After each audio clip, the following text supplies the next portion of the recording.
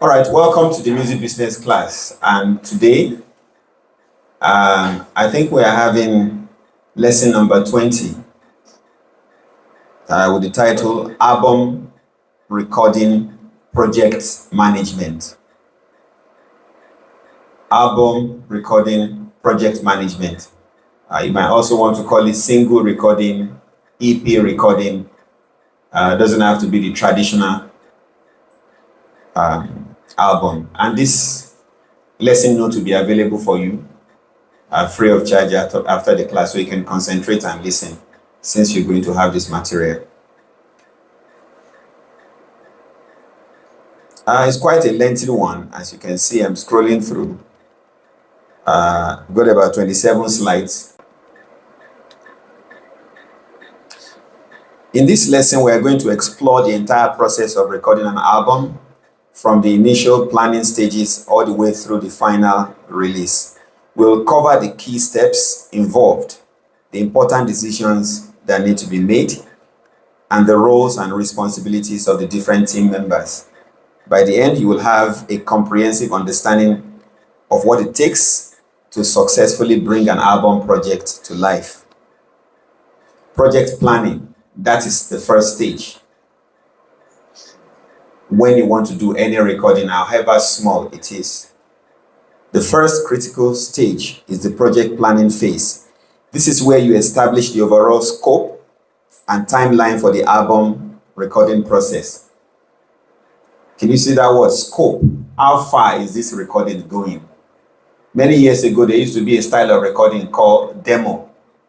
You must have heard about demo recording. That is just something for promo, just for people to hear what you can do, just to have a feel of your talent. You're not planning to release it and put it on all of the digital platforms and streaming, put it on radio, shoot a video. You're not thinking of that extent. It's your first time testing the industry and you just want to create something small to be able to project yourself. So the scope for that is not so elaborate, and that should be reflected in your plan, from the kind of studio you are going to, how much you're budgeting for it, how you want to push it, and all of that. So the scope of what you're recording is quite important. I was advising some artists a few days ago. She said she's planning to do a live recording session. She wants to do record about 6 songs in the studio with live instrument. After that, she wants to shoot a video for each of them. And then I said, these 2 projects should be one project.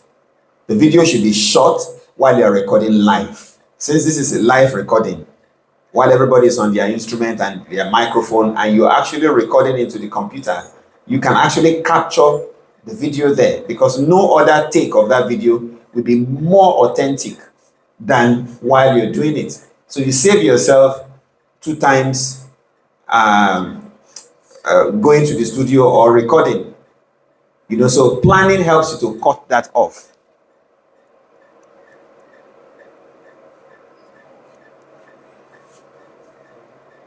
It must be the amplifier. Is it on?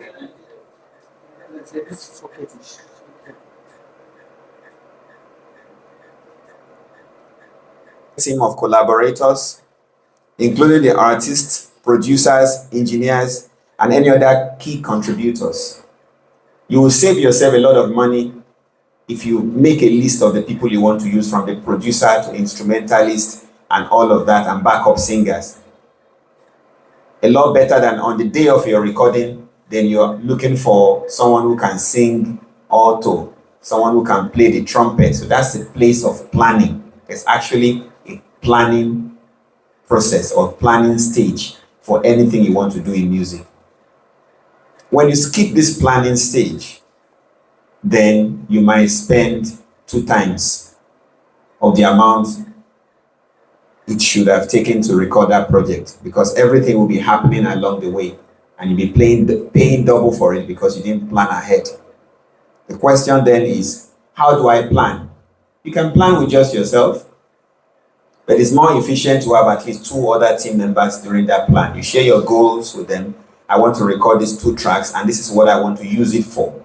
I want this one to sound like this, and I want this to sound like this.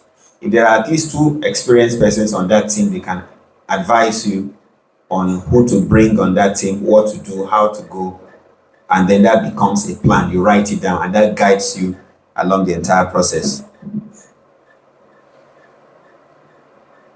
Song selection and arrangement. I always tell anyone who wants to record an album project, a single, an EP, never record 1 out of 1. Never record 3 from 3, 5 from 5. If you're recording 3 songs, have at least 15 songs. So if all that you have right now are just 3 songs and you're planning to record them, you're planning to fail. Music is not just the way you perceive it. And it's not just for you, you're making music for the larger market. So you need to take your sample from a broad spectrum. Let's say you want to do a research to know, for instance, say, men and women who eat more. And you want that research to be Nigeria based. And you're interviewing people only in Lagos State. Or you want it to be done in the US and you're interviewing people in New York. That does not represent that does not represent the potential of that research. The same thing for song selection. You want to pick the very best of what you have to go to the studio. Never go ahead and record your very first composed song. Try your best to write a few more.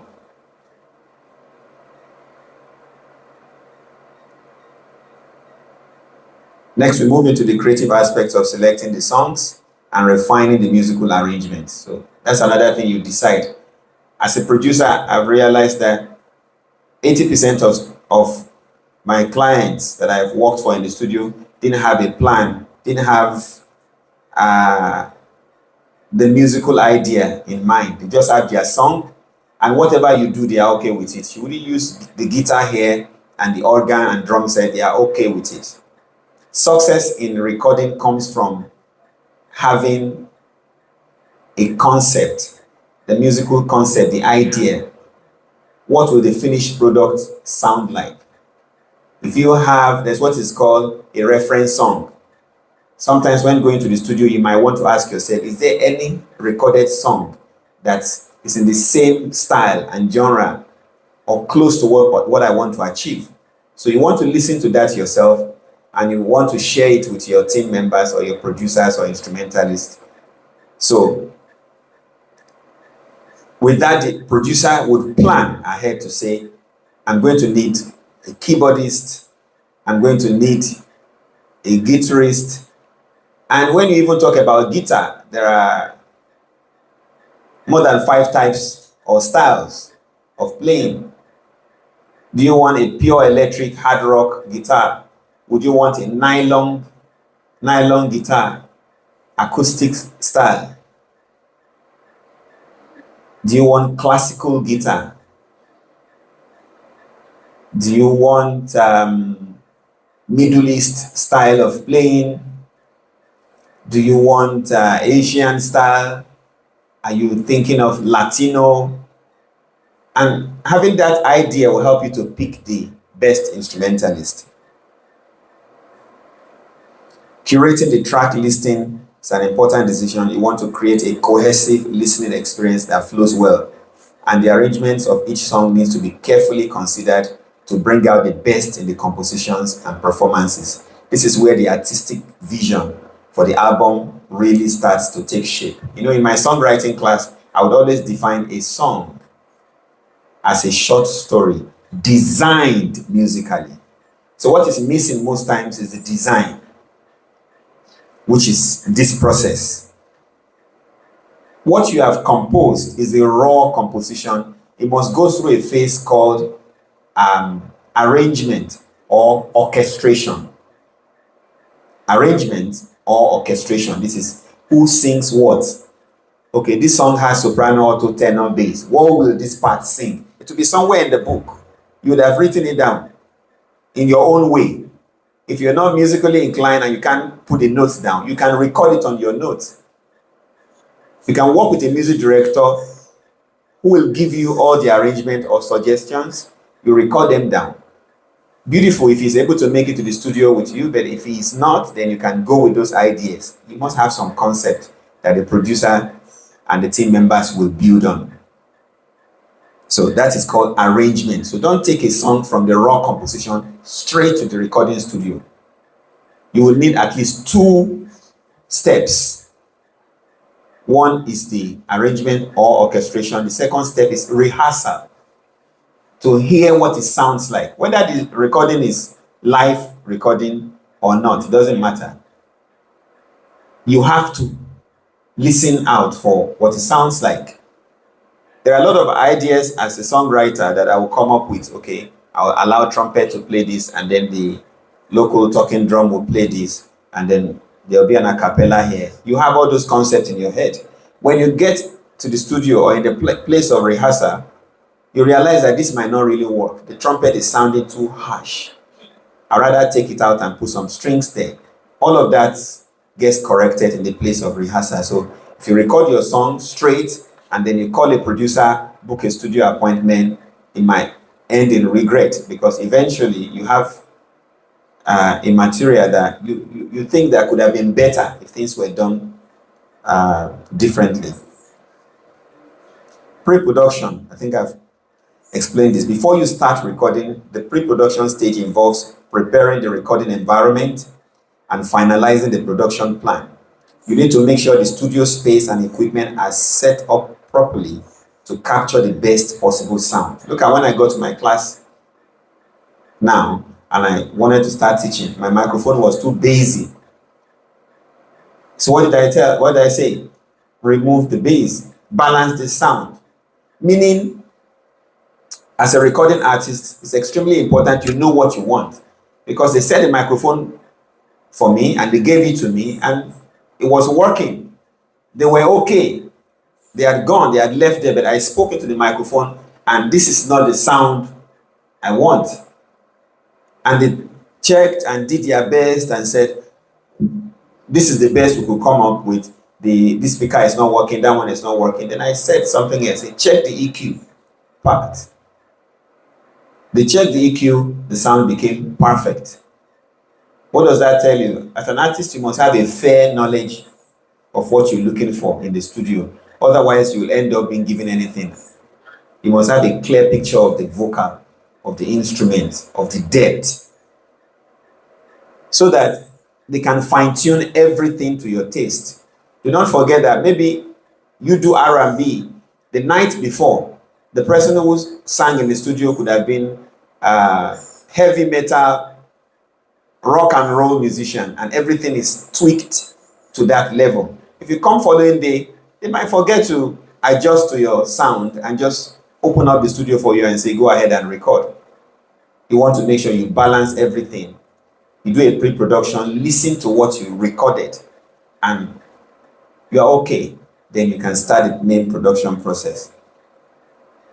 This upfront work is crucial for a smooth and efficient recording process. The main recording. Now we arrive at the heart of the album recording process, the actual tracking of the music.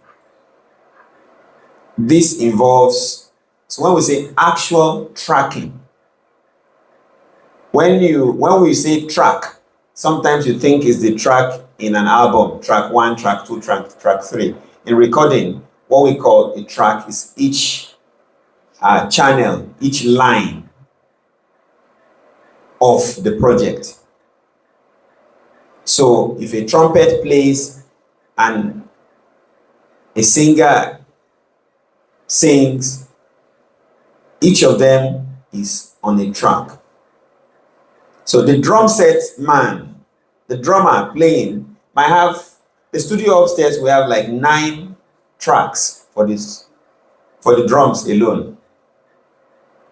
Because you have a microphone Here at the back, you have one in front to capture the entire experience. When you play the kick drum from the front, the vibration of the sound is 360 degrees around that drum. So putting your mic just in one place will capture just a little bit of the experience. So, and then you just manage 2 microphones for the drum. Each of the thumb, you give it a microphone.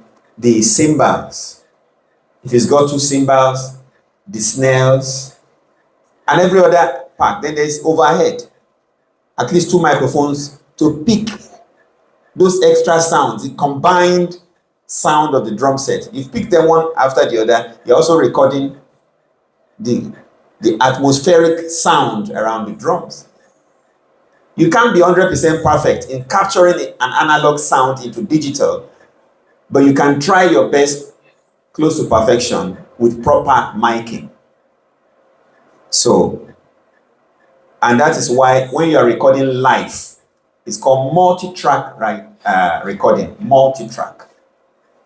More than one track recording at once. It takes a lot of work. This involves recording the basic instrumentation and vocals, and then building upon that foundation by adding extra layers and overdubs. We're going to come to layers and overdubs later.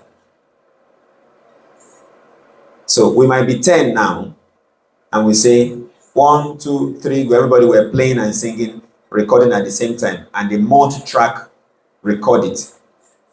Later on, we can say, this guitar is not clean enough. The engineer can delete that guitar only from the recording, and the rest of us don't have to sing or play again. Only the guitar will have a retake of his own line without us singing along. Another instance of overdub and extra layers is, let's say this song requires 3 guitars, but we only have 1 person. So that 1 person will sing, will play along with us in the band, will record the entire thing. When we are done, then he will play the guitar 2 more times. We'll play 2 different things from what he played initially. So it's like now having 3 guitarists playing on that album. All of that is overdubbing. It requires a lot of coordination between the artists, engineers, and producers to capture high quality performances and create the desired sonic atmosphere. People don't know how much work it takes to record good music. This is one of the reasons why I have very few friends. People undermine what we do in the music industry. I only relate to people who appreciate the amount of work we put into our job. When you tell an average person, oh, I'm into music, oh, really? So what else do you do? I'm like, you don't understand what it takes to do music. It's a lot of work. Is it in the bank you have to go and overdub? Or you want to lay a transaction over and over? After posting the money, then you post another one on top and repost it. You don't. Very, very detailed work. And I always tell my students, do not let anyone take your career for granted. We have one of the most iconic, most epic, most grand job in the world. So much effort. There's so much effort involved in producing quality music. So do not hurry up the producer in the studio. At the Agege Center, we rehearse every Thursday. And the rehearsals start around 1. But the engineer arrives from 9. So you will set up from 9 to 1 a.m., 4 hours. Same studio that we use every Thursday. 4 hours before the recording starts. So there's a lot of work involved in good recording. It's an art, not just science. Everything, the microphone, the mixer might appear scientific.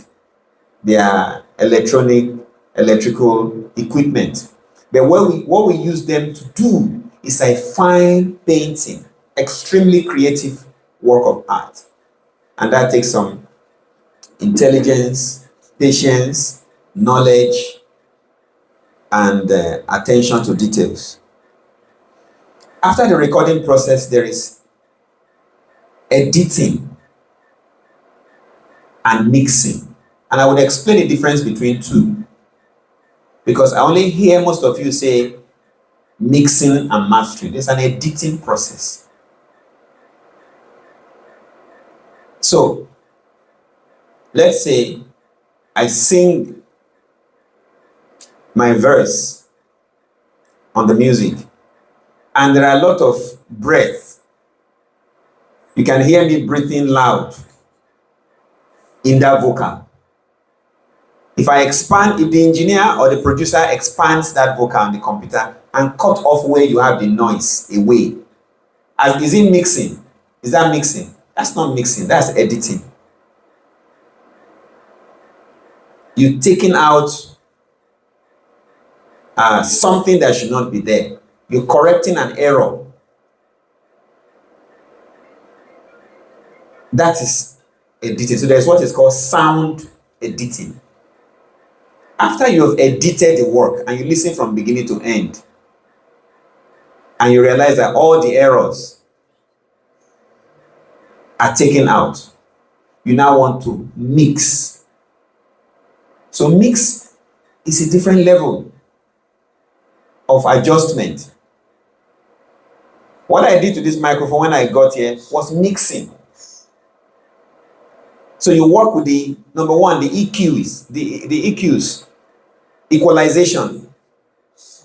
What does equalization do? Where the bass is too deep, or the frequencies, the high frequencies are too pronounced, you want to balance them to make sure it's not too deep, it's not too high. That is EQing. You want to make sure it's just on the natural frequency. And how do you EQ? It's very simple. How will this sound have sounded if it didn't go through computer? Imagine this guitar, if he sat in front of me, okay, and play, what sound do I expect from this guy? So compared to what you're hearing on the system, you will see that something is wrong.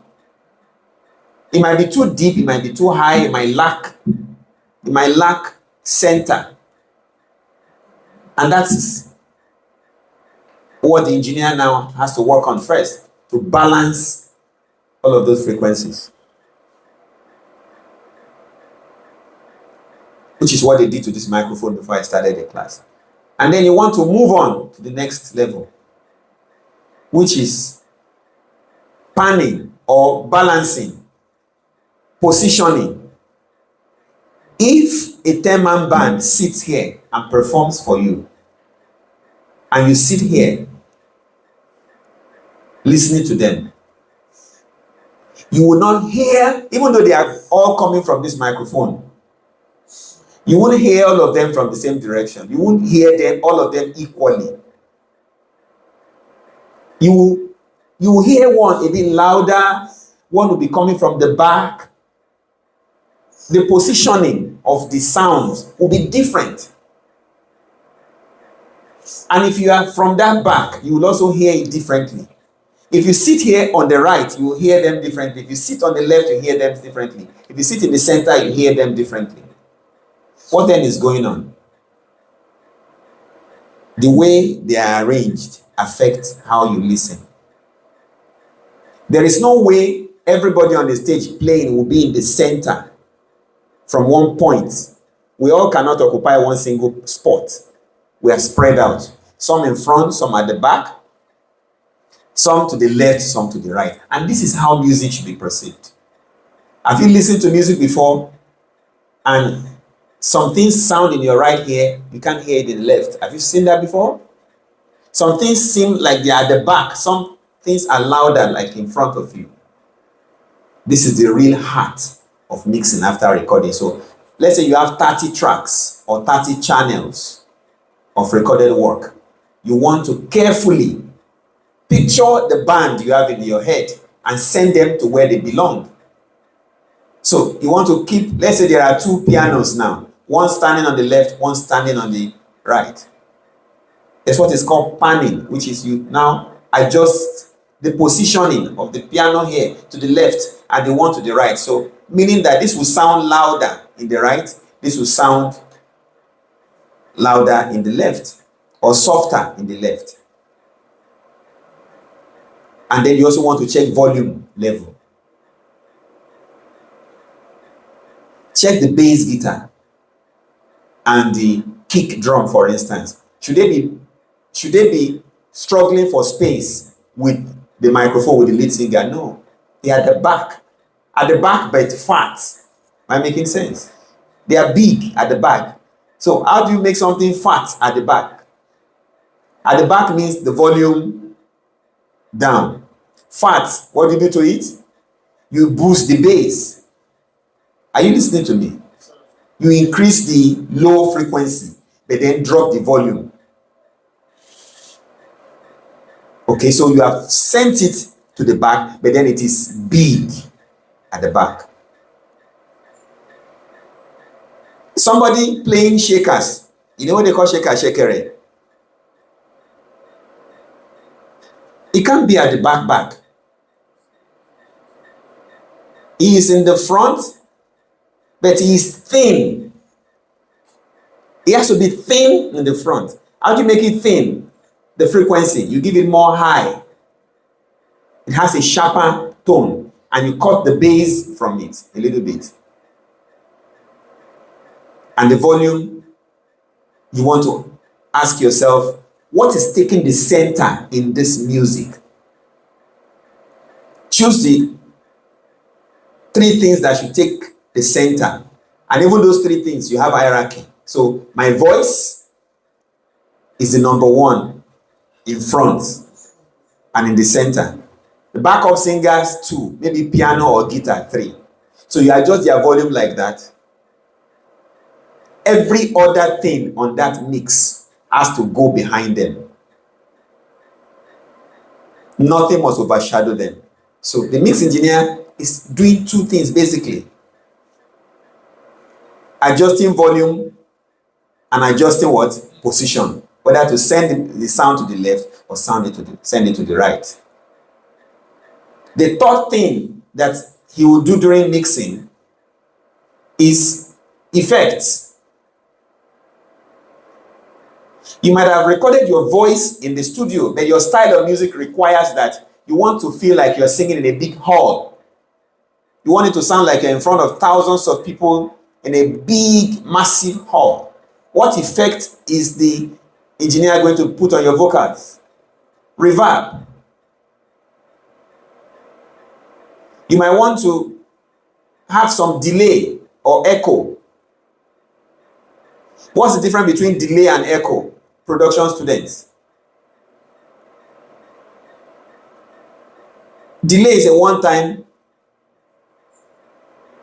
one-time response. Hello, hello, hello, hello. That's delay. But when you do hello, hello, hello, hello, hello, hello, hello, hello, what's that? Echo. You didn't pay for production class, but I'm teaching you now. So he wants to add all of those effects here and there, depending on the sound you picture. And if he has 40 tracks that he has recorded, I don't mean tracks of an album, channels, individual people who recorded in the studio, he will have to treat each of them with the right effect. If you work with a good producer, if you hear your voice after the production, you cannot believe it's same you. Voice alone on Pro Tools and Logic have more than 100 effects. The treatment you can give a voice are more than 100 things you can do to the voice. So however crooked your voice is, if you deal with a good producer, he will bring out the best in it. And all of these are part of the mixing.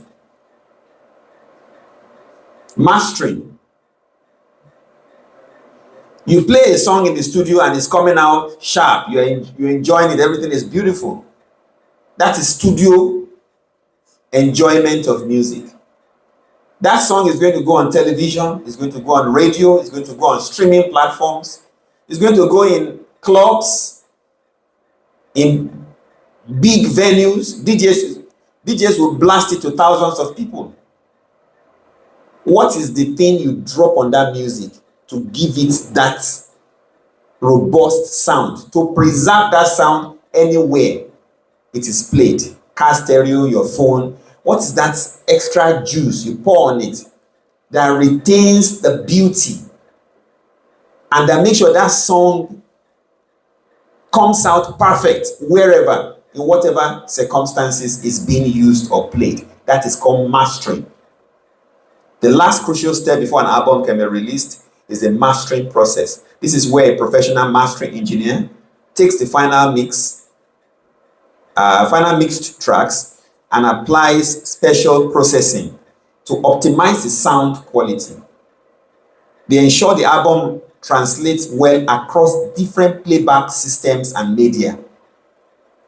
Do you realize that when you play music on your phone, you still enjoy it?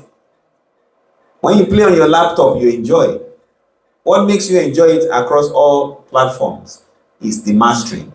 But you try this, just leave the studio after mixing, burn a song out, and go and listen to it on different platforms. You feel sad when you listen to it on your phone or in the car stereo. You might just shout, "Blood of Jesus," when you hear your own work, because you'll be so shocked. Everything goes down because it was not mastering. But thank God for technology. The last few songs I released, they were mastered on the website that I was releasing it. There's a service for $100. You put it and you pay for the mastering service. When I heard the version after the mastering, and this took 2 minutes, I was blown away. No engineer could have done it better. No engineer on earth would have given me a better sound. So if you go to DistroKid now or TuneCore, most of them have their own in-house mastering AI. Just upload the song, click on mastering, wait for 2 minutes to tell you download the new track. Listen side by side for what has come out. You see the massive difference. So what happens once you have that mastering track is that mastered track. Anywhere on earth you sing that song to, they will never tell you, "Oh, your bass is too heavy, the treble is too much, you can't play this on our radio." Except it's a bad song, except the song itself is not good. Everywhere accept it because it's been mastered. But if you're not ready to spend that kind of money, I'm sure there must be cheaper.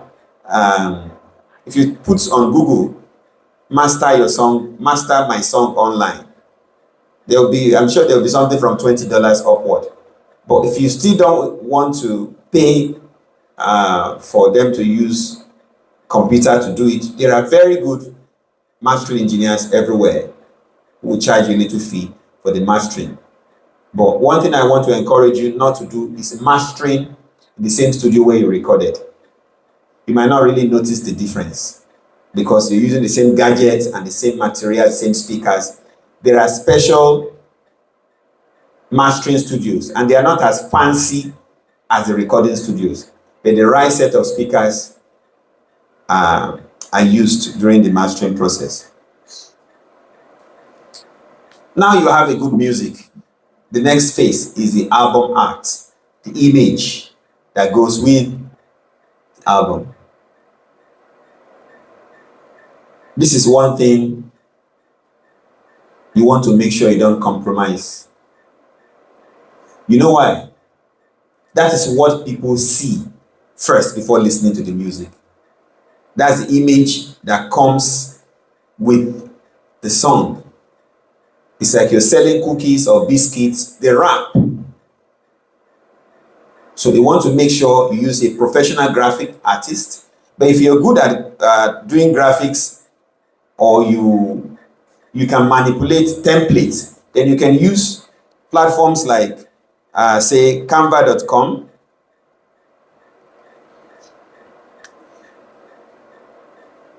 Canva.com. Go to the search bar and put album art.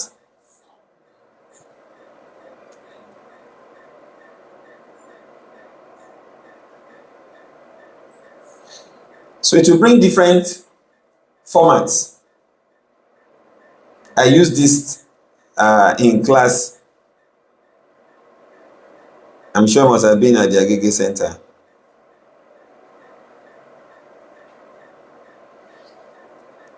So, can you see? All of these are free templates. So, canva.com, should you see anyone that you really like, you can click on it and edit. So let's say we like this. Customize this template. That's it. Everything written on it, you can change it.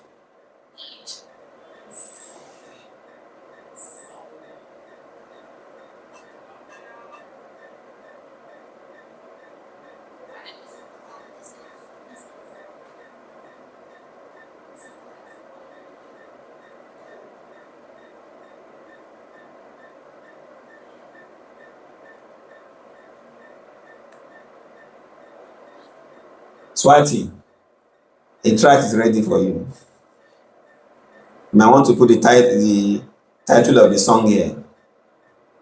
And on your left hand side, if you don't like what you're doing, or you want to try other, just click add page. And come to the options. Once you click it, will put it there. Edit. In 15 minutes, you might have come up with like 10 different design options. In the end, you choose the one you love the most, and that's it. Free of charge. Canva is free. You only pay a little fee monthly if you want to use the advanced or the premium feature. But basic work like this are free. So there's no excuse to not come up with a compelling album art. Release strategy. Now we're getting to business. Most of what we talk about going forward will be the release strategy. Now you have the product. For most of you, this is where the work ends. Your own is just to come out of the studio with good music. You don't have anything in mind to do with it.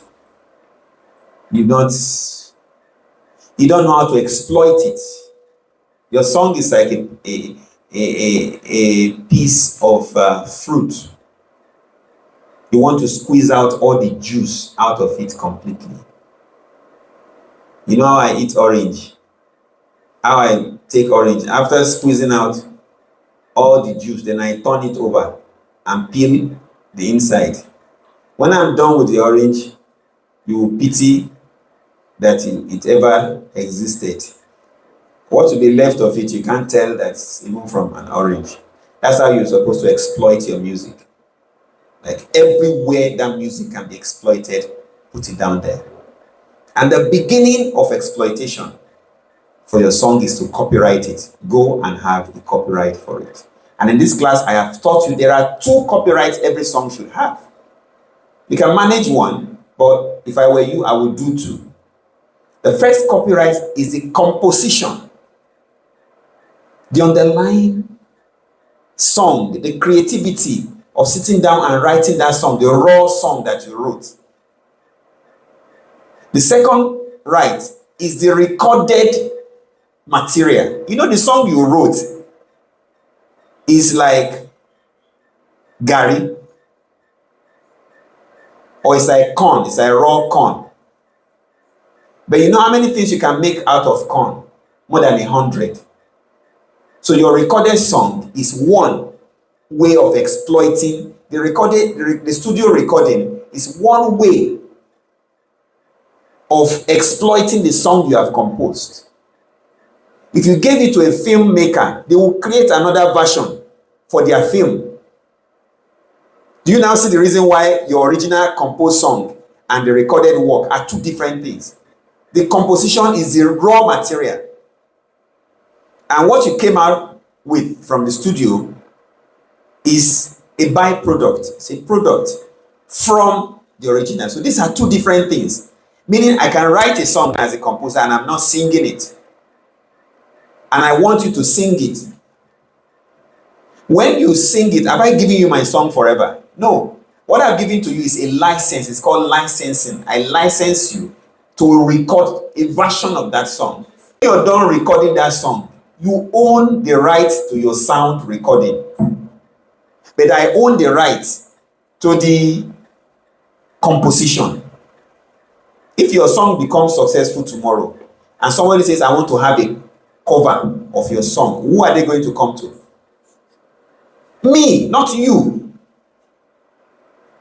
Because at that point, that person is tapping from the original composition. So the best way, your strategy starts from owning your song. So if you are the singer-songwriter, then you can start with one copyright for a start, which is the composition right. Later on, when the song becomes big, and people want to do versions, then they can start doing the sound recording, depending whether you're the one singing it or not. But it's important to know these two basic rights attached to every piece of song. So the strategy will include careful planning to determine the optimal timing for the release. When is this song coming out? If your song is coming out on August 1st, the day the strike, the protest is starting, you have to postpone it. Because everybody is shouting, end bad governance. You say, guys, my single is out.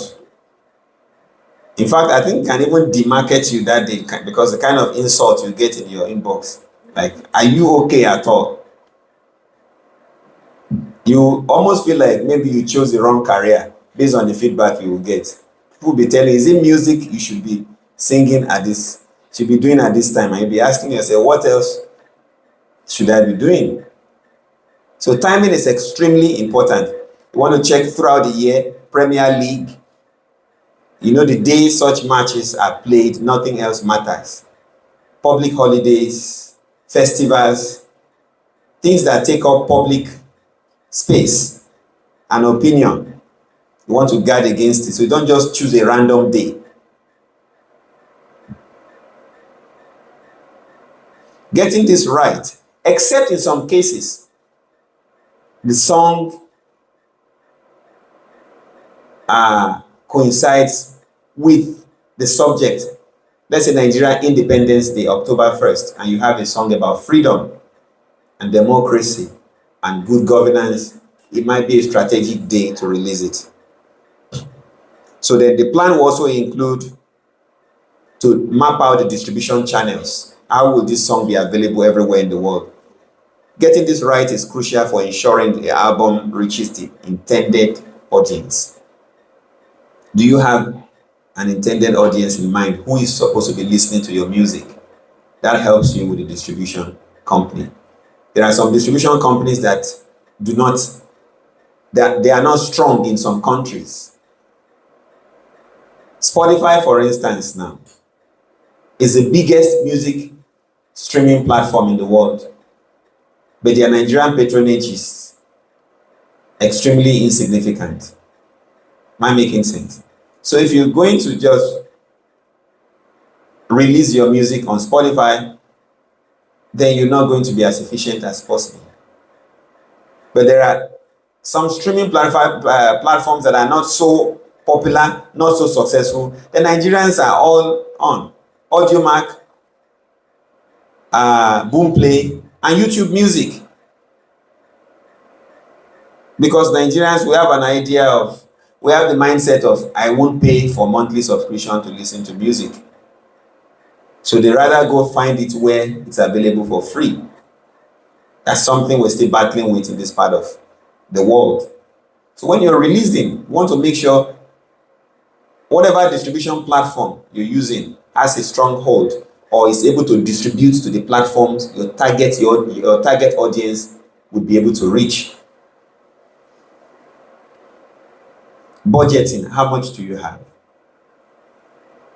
Most of you spend or look for money along the journey. You get somewhere and you say, oh, you're going to need so amount of money for promotion, and you'll be like, wow, where am I going to find this? You put that release on a 3 months pause. Something you already started and start making noise everywhere on your account, and your friends are telling you can do it, go on, congratulations. You stop for 3 months. By the time you come back 3 months later, they would be like, how many times are you releasing this song? And that's because you didn't have money to release it properly the first time. You keep doing it throughout the year. So it is better to determine how much budget you have from scratch. So if you have, let's say $1,000, and somebody is telling you, I can get your song playing on all radio stations in Nigeria for $800. If you go for that plan, you're practically saying this song is going to be promoted on only radio. The question is, do you have enough audience on that radio? Your target audience, are they all on the radio? Otherwise, you have wasted that 1,000. So you want to put your little budget into the most efficient ways to target your audience. So if I were you, I probably want to do a sponsored ad on Facebook and Instagram, where I will put a link to where you can stream the music. Maybe I'll put a snippet for 10 seconds and then put a link for you to listen more or watch the full song somewhere, watch the full video. You know how that will benefit? That advert is actually driving people to go and stream while also adding to your social media followership. Because let's say you target $5 per day for 1 month, 5 times 30, that's $180 and $150, right? $5 daily time, $150. You might have acquired 2,000 new followers at the end of that month who discovered your music through the advert and they came to explore your profile. So you have some level of retention, you have some level of traction on your profile, in addition to the fact that that advert also leads them to your streaming platform. When they get to your streaming platform, what also happens? If you have other songs on your Spotify or Boomplay account, they will see all songs at once.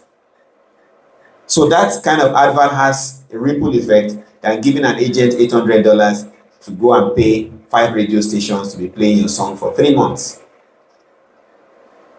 So you want to look at how much you have and budget it in the most efficient way. Studio selection. Which studio do I use? Again, it depends on the kind of music you want to achieve and the budget you have. There are studios and producers that are known for live music recording. Some are known for Afrobeat, some are known for gospel, some are known for R&B. Find the producer who can create your kind of sound. It's that simple. And these days, it's not about the studio anymore. If you have a producer who knows what he's doing, they can come record you in your home. They come with the microphone, their sound card, and computer, the laptop. You just come with a bag with the essential tools. And by the time it's done, you won't believe what he's come out, because he knows what he wants and you know what you want. Hiring the team. Usually I would advise you to give it out to a professional and someone who has good negotiation skills. For those who want to record live music and you need backup singers, instrumentalists, and all of that, imagine you speaking to 20 different persons who are going to be on your project.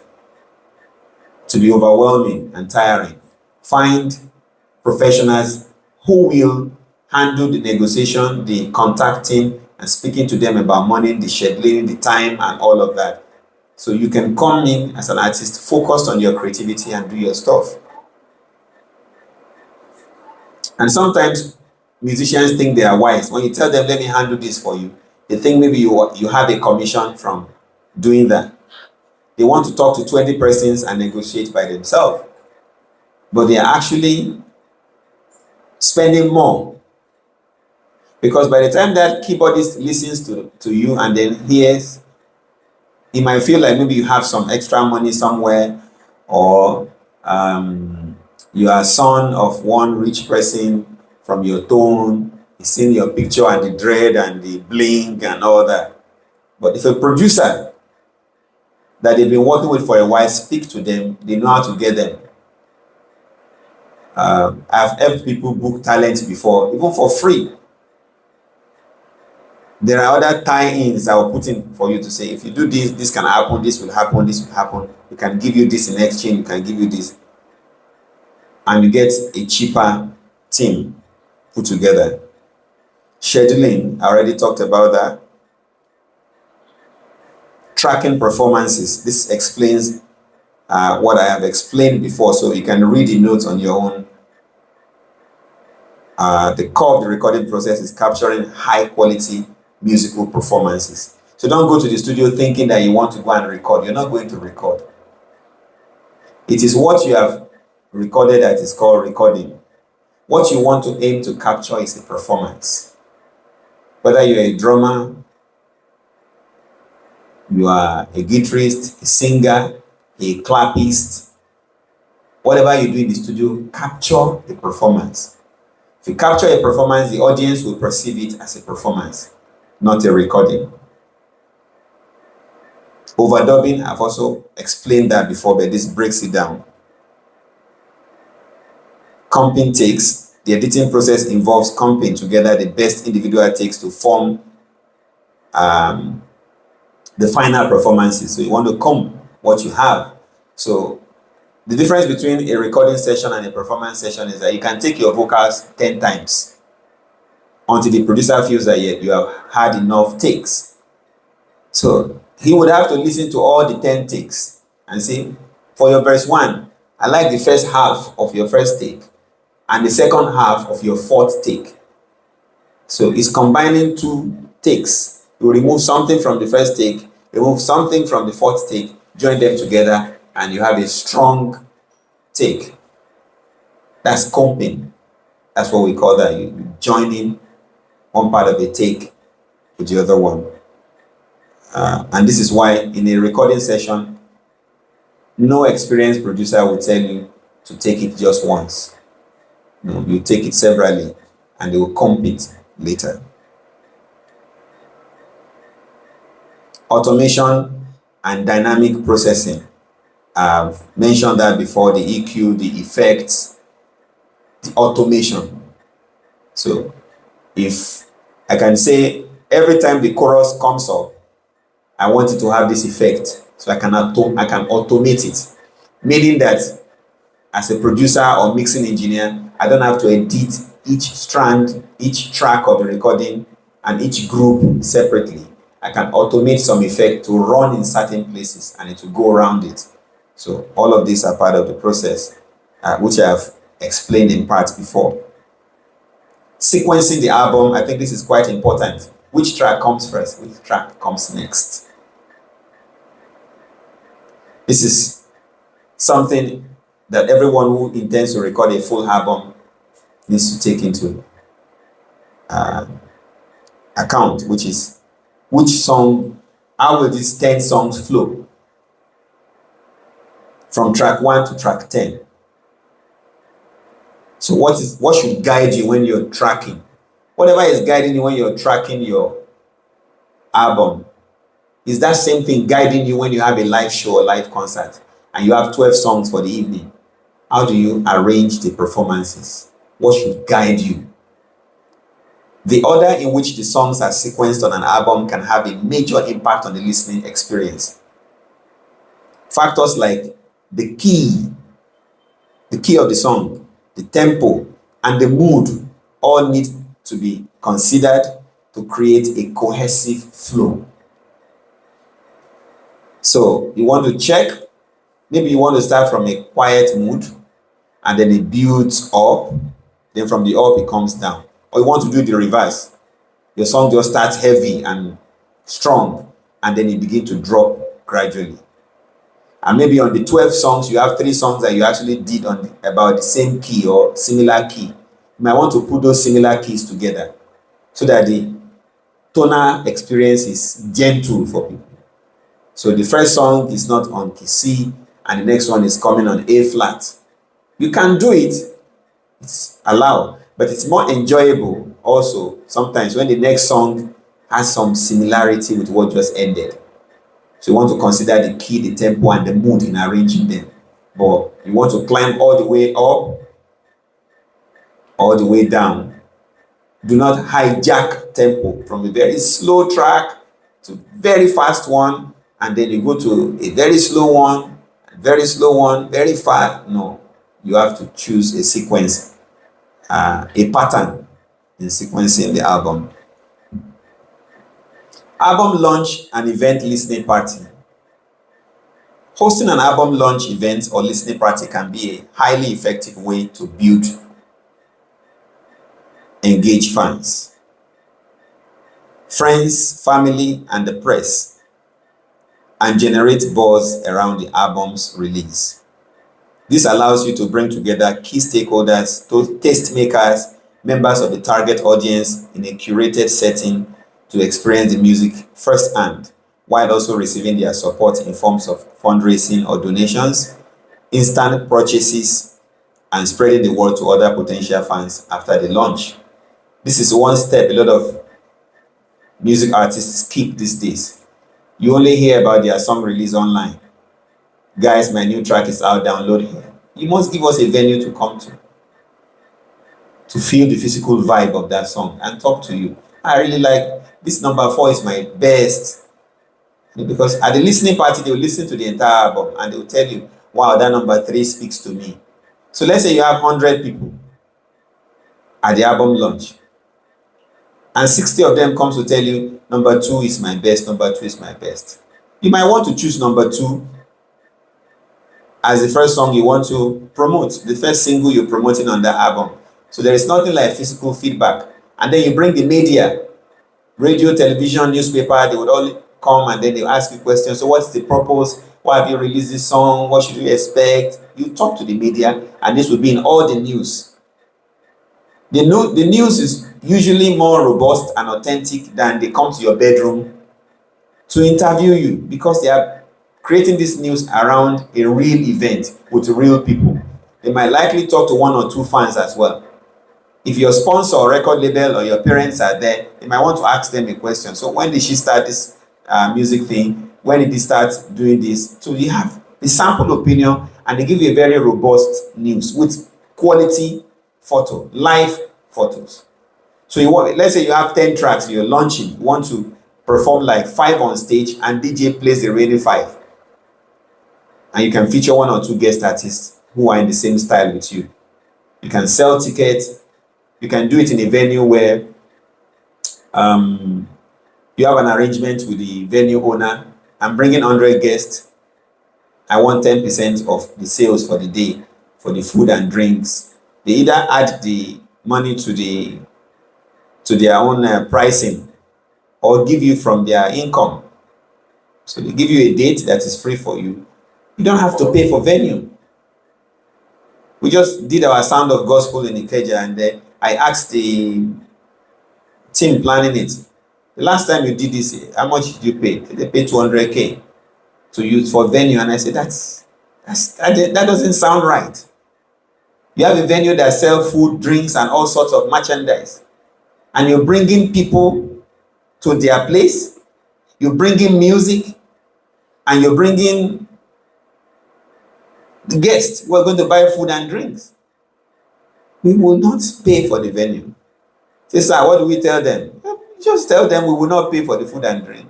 We will not pay for the venue, but we will patronize you. As a matter of fact, take this 200,000 advance for what we are going to buy. So eventually, all our own special guests, all the instrumentalists, the band members, the team members that wanted to give food, As we're giving them food, they were taking from our 200K deposit that they have with them instead of paying for the place. Because we brought music and we brought people to you. What more would you want? So you must understand how music business runs so that you don't undervalue what you bring to the table. So it shouldn't cost you much. Try to find a venue that already has their DJ and other things, sound system. So you're not renting a sound system. You just share your invitation out. Call people in your life, people that really matter to you, and ask them to come with their friends to hang out with you. One of the other benefits is that on that day, you find people supporting you physically. I'm taking 2 copies of this album and I'll give you this XYZ amount of money. I'm supporting you this way. I'm launching this. I'm doing this. People would support you. You might go home with some good cash to support your promotion for the next 3 months. I won't go to an album launch, for instance, and not support I have never done it before. Invited to the album launch, I come there and I walk away, listen to the music, and I must. If you don't have physical album for sale, like some launch these days, don't put their music on CDs anymore. You just experience the music and then you go home. I put money in an envelope for you while going. And a lot of people will do that. Your parents' friends will do the same. Your brother's friend will do the same. Might be small. Some will say, oh, I love your music. I have a friend in Cool FM. I have a friend on this TV station. Please take my number. I would help you forward this music to them. You get all kinds of support because the mentality is you have invited us to hear what you've done. It's like I've given birth to a baby. Most times when you go like that, you give the baby a present or something. It's the same mentality. So don't cut off that process while you're pushing your new recorded music. But I would encourage you not to do a listening party for a 1-track release, for a single. It should either be an EP or an album so that there will be a real experience. I don't think whether I would experience you enough to come to your listening party and listen to 2 songs. So what happens for the next 3 hours that I'm there, or the next 2 hours I'm there? I'm listening to other music from other DJs, or you are boring my life out with the repeats of those 2 songs. So make sure any listening parties should have 4 or more songs. Release timing and promotion. I already mentioned about promotion, about timing before. Factors like competing releases, major industry events. So let's say you're an Afrobeat artist. You want to release your song on the same day that Burna Boy is released his song or his album, then farewell to you. That might even be the end of the entire thing you're doing. I don't know how you will benefit from such confusion, because that is trending that day, and people like to be part of trend. I don't know whether you've noticed that. There's what is called herd behavior. This is what is trending. Everybody click there, just go in there, just go in there. It's just to feel among. So don't release your song on a day that people have such pressure to be part of a conversation. Just a normal wedding ceremony of Davido in Nigeria. Nothing else mattered that day. Nothing else mattered. So imagine having your song released on a day that a musician is getting married. It's a wrong decision. It's very strange because no other conversation matters. Everybody wants to join that conversation. They are going to type. Every time they see a news, they are contributing. Wow, this is going on Twitter, making sure they are going everywhere. So you want to make sure you pick your date wisely. An effective promotional plan that leverages various marketing channels can help the album reach the widest possible audience. And I've taken you in the last few weeks on music promotion and marketing. I mean, if you saw that class, must have been online or shared. Do you watch the videos of the classes sent to you at all? That is the school fees you paid. I hope you know. The links are on the WhatsApp group. Is anybody here that is not on that group? Please make sure you are added. I won't be here every Tuesday. Sometimes I will teach this class in Agege or I teach in Festac, and we'll share the video with you just the way I'm recording now. That is your class. That is your school fees, please. So there is a separate class for music promotion and marketing. Today is just about releasing it. So please get that class and watch how you push the music. Contracts and agreements, very, very important. Especially music where you use a producer, backup singers, and all of that. There must be a split form. Are you giving them a cut in your music or not? If you're not giving anybody a piece of your music, royalty in your music, then they should sign it on a form that I so and so have been paid for my contribution to this recording project, and I am no longer entitled to any royalties or split of revenue from this recorded work. One page. Because what happens is, the fact that that person didn't sign a split sheet with you does not mean they are not entitled to that music. If that music becomes successful, they can file for their own share of the music from the distribution company that has your money. And the distribution company will review that request based on what? Evidence. So if that person has a 1 minute video in the studio where he's working as a clappist, pa, pa, pa, pa, he's entitled for his clappist royalty. They would only send you an email that we have a claim of a contributor that you didn't register. You have also there to respond. So, if you're paying off people that are working on your project from producer to the clappist, make sure there's a one-page document stating that, and state the amount you have paid them, they accept, and they countersign. If you're giving them a share of royalty, also put in the split sheet. You have 5%, you have 10%, you have 2%. Can give people as small as possible, 1%. I would recommend you give people small split in your music than saying I'm paying you off, paying you off, paying you off. I would do on 1%. You know why? That person cannot come out tomorrow to say I was exploited. He gave me, because people will not think that it was 10 years ago. You just say, he gave me 10,000 naira to come and play keyboard. Look at the song now. It has hit 2 million streams. So, I'll give you, if you contributed significantly to my project, I'll give you 1%. And when I'm uploading it, when they ask, are there other contributors on this project, I'll add your name. But if you decide not to have, because some of you don't like anything stressful, you want to own everything by yourself, you have to make them sign for it. Copyright and intellectual property, I already mentioned before, to take your song to the copyright office and register it. It's very cheap to do. And I understand they've started doing, in Nigeria, they've started doing it online. And anywhere in the world that you do your copyright, it is valid in most part of the world, because most countries of the world are signatories to the intellectual property treaty. There's an organization called World Intellectual Property Organization, WIPO, W-I-P-O. You can check their website and read about it. So you don't have to worry that you are based in Ghana or you came to study in Nigeria, you're from Cameroon, and you registering your music in Nigeria.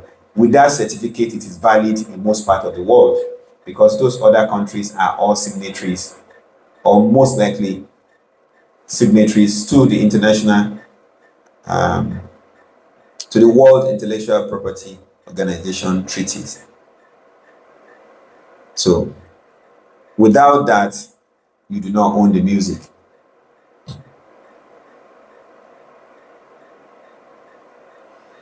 Mechanical licenses and clearances. After putting your music here and there, everywhere on the internet, Why did you put it there? Some of you think it's for promotional purposes. No.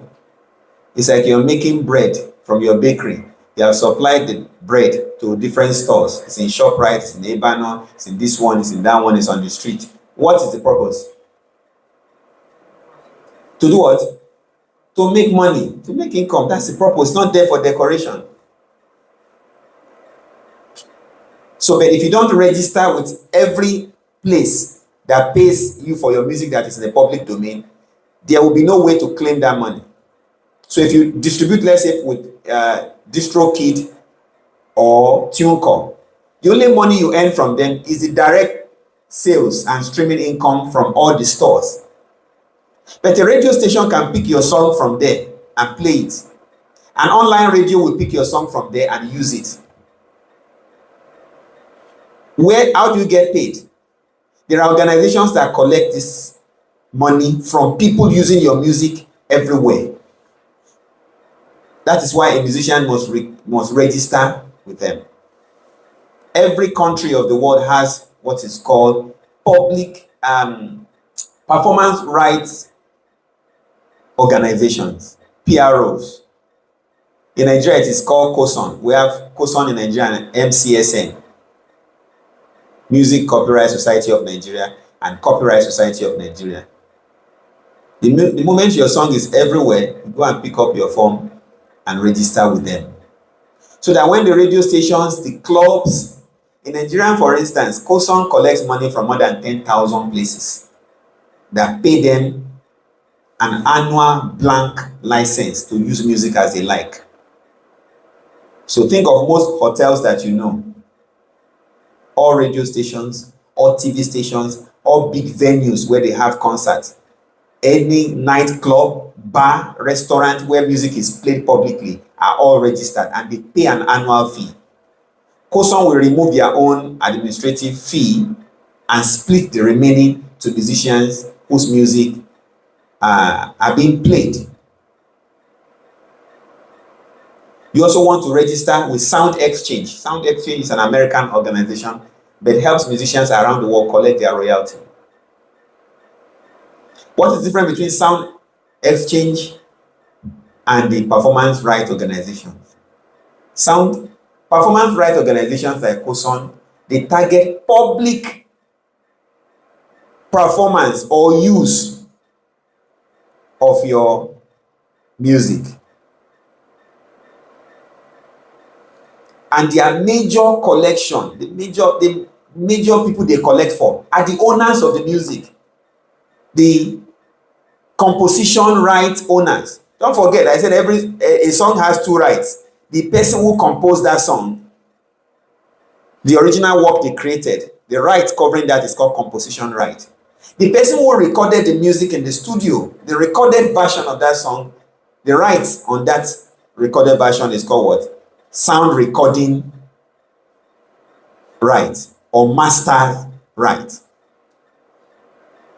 So the performance rights organizations, they collect royalties for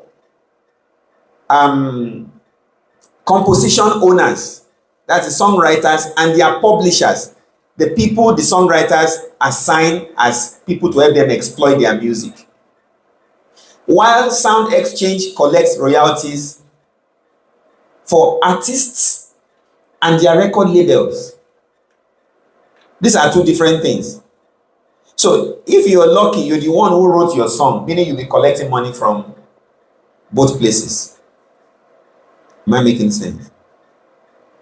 If you're the writer of your song, you're also the singer, then you're collecting the royalties that come from the rights of the compositions and the rights that come from the sound recording. So Sound Exchange are primarily focused on the digital performance of your song.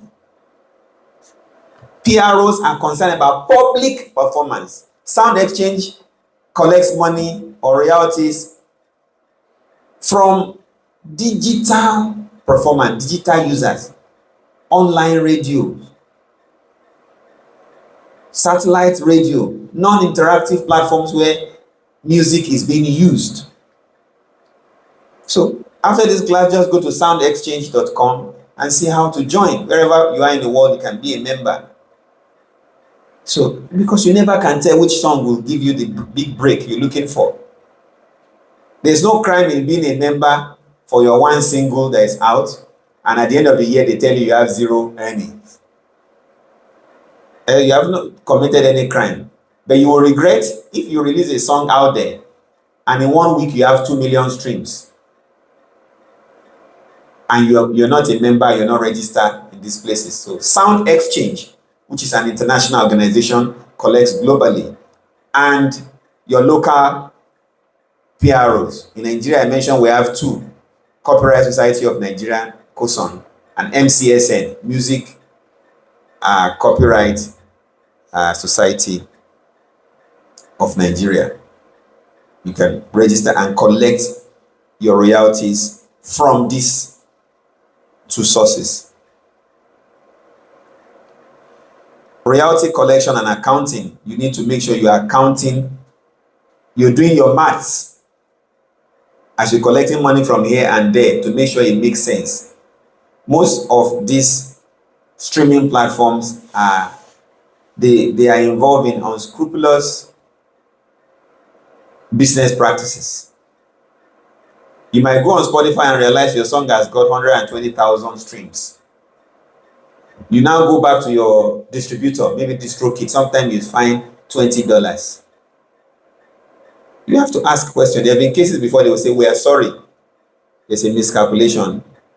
They'll credit you back. Because for every 1,000 stream, you have $4 for every 1,000. So if you have 120,000 streams, that's $4 times 120. That's about $480. Am I right? So you have your maths has to be correct. You don't do this maths because you just put your music out there. You're not expecting it to make money. You don't think that music make money. Go on Spotify and see the numbers. You see streams, 500 million streams, 300 million streams, 50 million streams, 500,000 streams within 1-2 weeks of releasing the music. You have to believe in your work. The way you believe in your work will determine what comes out from there. If you don't value what you have, you can't make any profit, you can't make anything significant from it. You must place value on what you're doing. And this is why sometimes family members don't take you seriously. Friends don't take you seriously. You were recording one track last month, what happened? It's just there, it's in my hard drive. It's like a real estate person. You were building a house last year. I've completed it, I just locked it up. I don't have time yet. You can't find a real estate owner say that. Before they are done completing, they have called agents if they are selling or letting it out. Don't you see uncompleted buildings to let for sale? Am I making sense? So why do musicians place lesser value on your music? Every song you have can break you, can give you a big break in your life. Every song can change your life forever. One song. Wizkid used to follow musicians everywhere, begging for spots. Here and there. He's looking for this person's favor, wants to get that person's contact. Until one day he released Alert Your Boy. Remember? As we speak, he's collecting $1 million for a show today. If you don't have it, don't worry, don't forget about it. From a boy running after everybody for help.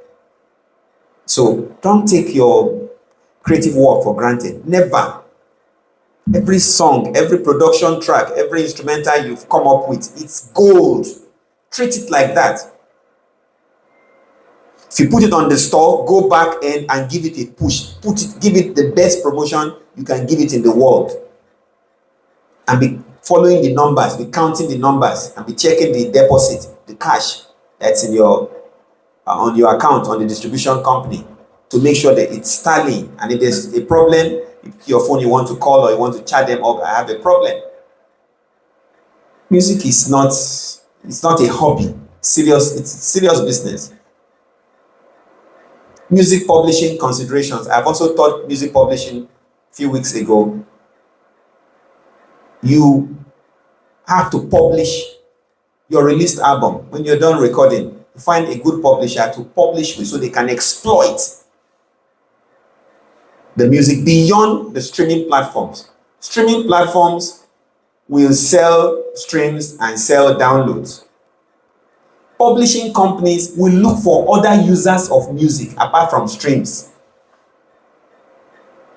Adverts, commercials, films, television, game users, soundtracks. There are more than 20 other ways music is used beyond listening and enjoying it.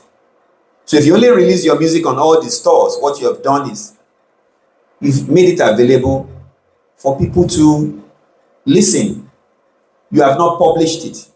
So you want to also get a very good publisher to publish your music with, to self-publish. All of that are contained in my lesson on music publishing.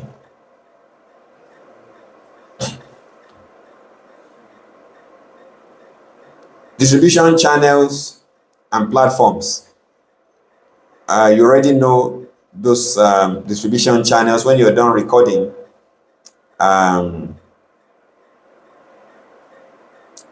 give me the best three, the most popular three. DistroKid, CD Baby, TuneCore. These are three channels you want to explore. There are a lot of new ones coming up, Symphony and a couple of other ones. So look at their offerings, look at their prices, and choose what works best for you, budget and coverage wise. Promotional strategies and campaign. A comprehensive promotional plan is essential for generating awareness and interest in the album's release.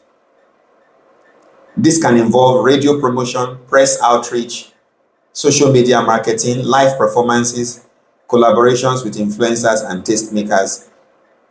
An effective promotional campaign helps the album cut through the noise and connect with the right listeners. There's so much noise in the world. There's something going on about the protests. There is something going on in the UK. There is sports. There is violence. There is so many other music out there from other people, millions of celebrities. And here you are, an upcoming artist. You want to cut through all of those noise. You need a solid strategy. This is the end of the slide, but I will give you one tip lest I forget. We've talked about releasing your music and pushing it out there to earn money. But don't forget that if you're signed to a label, if you're coming out through a label, most of these things we have mentioned, the decision will be made for you by the record label. You have very little impact on these choices we've discussed. Number two, depending on what you sign with them, if you're on a 60-40, there's a 60 to the label, 40 to you. And most of them are doing 360-degree deals now, meaning every money you earn 360-degree, the label will earn 60 while you earn 40. So, and some are even worse. There is 80-20, 70-30. So you want to look at two things before signing up with a label or any investor. How much control do you have in the decision-making process for your career? Number two, what is the percentage that is going to them? How much creative freedom would you have on your own recording process? Okay, and I think that will be it for today. Do we have one or two questions based on what I've taught today?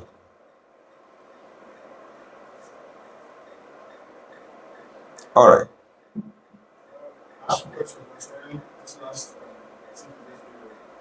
Does it also, if you're sent to a label, for example, and they're trying to exploit your composition, does it also affect the original composition?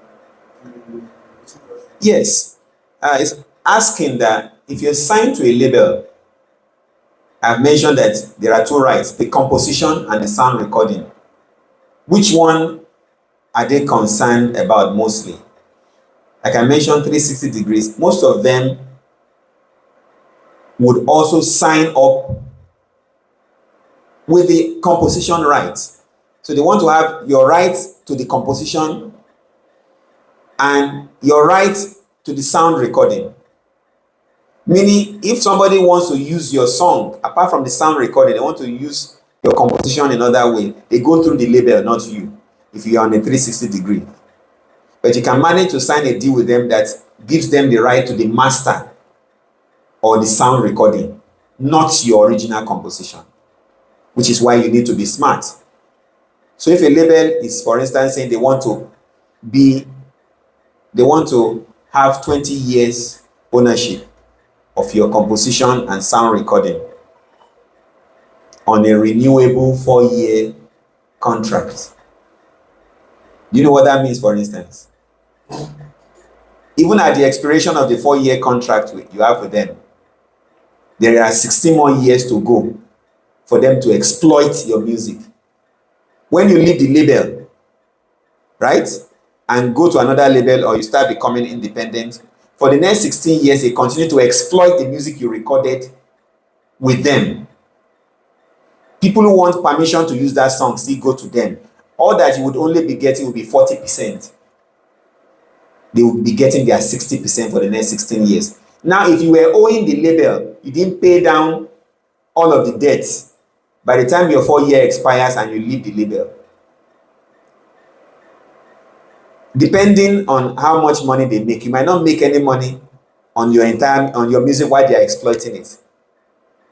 Am I making sense to you? For the next 16 years of the 20 years exploitation right they have, if you were owing the label, they buy a car for you, give you wardrobe allowance, this and that, and they document it. So let's say you were owing the label 20 million naira at the time that your contract expires at the end of 4 years. And they are making 1 million naira per annum. The total money they make from your music every year is 1 million naira. Meaning after the end of the 16 years remaining on the exploitation contract, you will be owing them how many more million? 4 million. So they might write to you to say, we're going to exploit this music further until you pay down what you're owing. Some even own their masters in perpetuity. You know what that means? For life.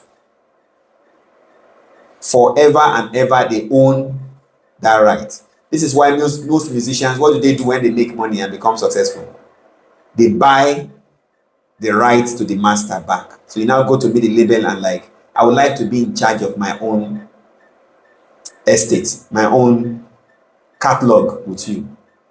So, and they will give you a bill. They will sell your songs to you at a fee that is comfortable for them. Might tell you bring 1.5 billion naira or $2 million. They give you a bill. If you have it, you pay it down, and then you can have all your masters back. So be very careful selling your masters rights and your composition right to any human being in the world. You saw a recent story of a song that went viral, that elderly highlife musician. That was done by Brain Jotter. The song has got more than 50 million streams. The man was living in poverty when the song went viral. How did it go viral?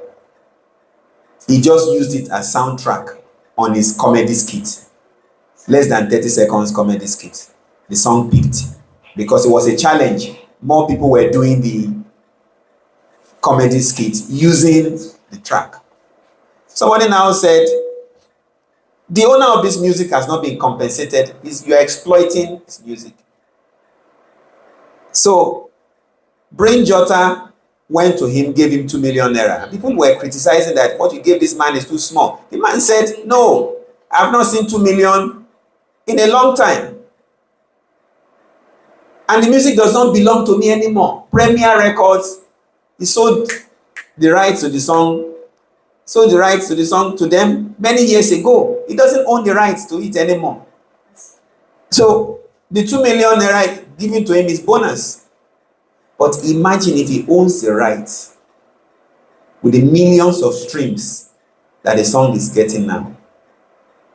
So the sudden boost, the man is 92 years old or something like that. The sudden boost in the sales of that song, who is reaping it? Premier Records. So they didn't have it on the streaming platforms as well. Or no, they didn't have it on TikTok. You know, when you distribute your music, you're supposed to distribute it on TikTok, Facebook, Instagram, so that when you are making a content, you know how this platform asks you to choose music. When they search your song, it will come out and it can be the background sound for that content. So Brain Jotter had to upload the song manually because it was not on TikTok. So the moment Premier Records saw that the song was going viral, they uploaded it. What does that mean? On every monetized platform where that song is being used, the payment for the use for the audio goes to the owner of the song. So the Baba, the original singer of the song, is not earning any royalty as we speak. The only thing he's earning now is the gift from people pitying him because of his age. So this is why I always tell you, value your music. Your music might not put food on your table now. It might not peak now. It might be when you are 65 years old. Something will happen to that track. Somebody might steal it. One successful musician will steal. And you bring your copyright document and other evidence, give to a lawyer. They write to the person. Because they don't want a fight with you, depending on how big that artist is. He might be sent $500,000 for compensation. Am I making sense? That is how music is. It can pick up by any means. It can be because somebody is exploiting your rights illegally. That's how you become rich from your music. Release it, put it out there, document it, and monitor what's going on with it. And under no circumstances, except when the money you're making from there will change your life, do not sign off the right to your composition and masters to anybody in perpetuity. That is for life. A lot of labels will want to ask for that. Never ever allow that. Thank you, guys.